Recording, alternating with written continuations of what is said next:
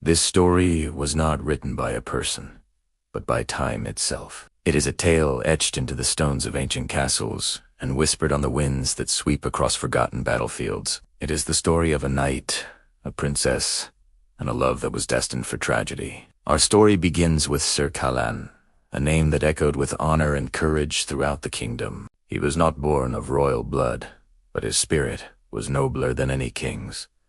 From a young age, he dedicated his life to the sword and the shield, his heart sworn to protect the realm. He fought in the darkest of wars, his armor scarred, his body weary, but his loyalty never wavered. For him, the kingdom was everything, a dream of peace and prosperity he would give his life to defend. Then came the day he first saw her, Princess Lyra.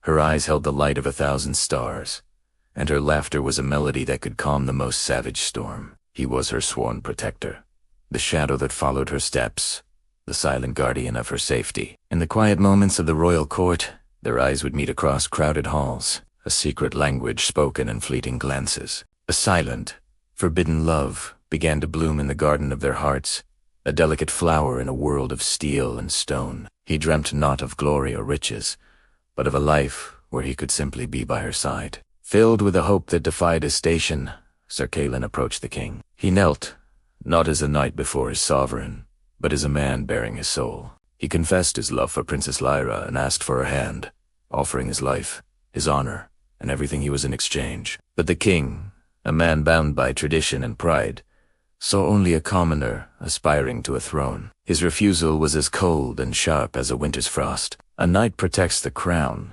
the king declared.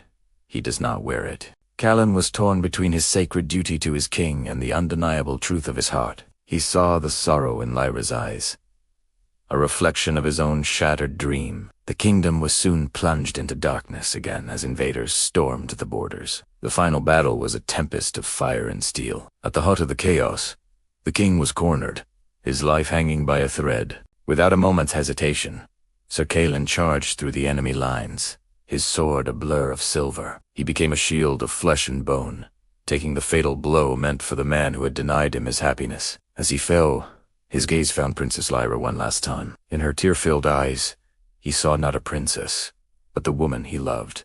And in that moment, he knew his sacrifice was not in vain. He had protected his dream. Sir Callan's body was never found on that bloody field. Some say the gods, moved by his pure heart, took him to the stars.